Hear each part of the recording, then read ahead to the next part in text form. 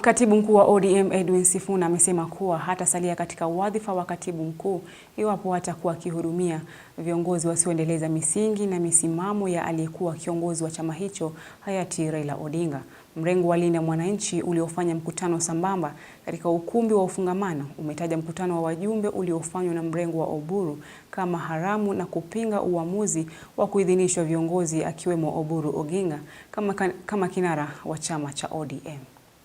Huku mrengo wa ODM unaoongozwa na seneta wa Siaya Oburu Oginga ukiwa kwenye mkutano wao wa wajumbe katika uwanja wa Jamhuri, vuguvugu la Linda Mwananchi linaloongozwa na seneta wa Nairobi Edwin Sifuna liliendeleza mkutano sambamba katika ukumbi wa ufungamano.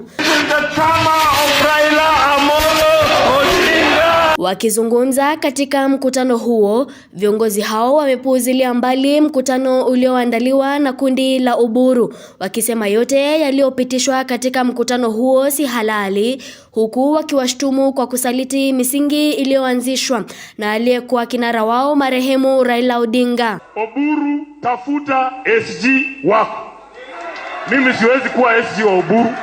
Hiyo nataka niseme hapa mbele ya Mwenyezi Mungu na mbele ya taifa zima. I will not be the SG of mediocrity after Baba Raila Amolo Odinga. You characters don't deserve me. Nataka muniangalie vizuri. Munaniona? Munaniona vizuri? Yani munataka kuniambia naweza kuwa katibu mkuu wa ODM, katibu mkuu wa Raila Amolo Odinga miaka 8. Vile munaniona hivi. And then I become the SG of mediocrity. Mimi. Gavana wa Siaya James Orengo amewataka vijana nchini kusimama kidete katika kupigania mafanikio ya kidemokrasia na kuonya dhidi ya kufumbia macho maovu yanayoshuhudiwa nchini, hasa kuelekea uchaguzi mkuu wa mwaka 2027. To remove a dictator, you must make his life uncomfortable. You must give him sleepless nights. You must make sure that he finds Kenya a very small place. And I can tell you, that 24th of June is coming. The 24th of June is coming. Are we going to church to commemorate those who died in the struggle, or pray in our houses?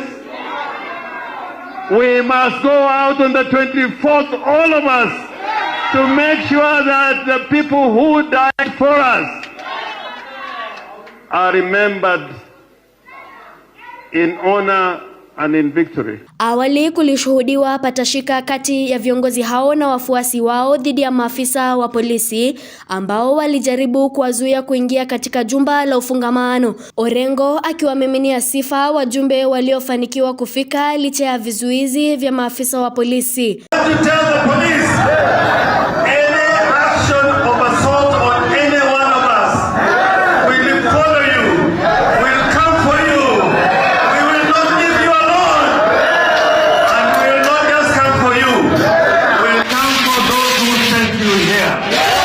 Mapolisi wametumwa hapa, inafaa wakuje hapa kutulinda, kuweka amani, lakini wanakuja hapa kuleta fujo. Mary Kyalo, Undugu TV.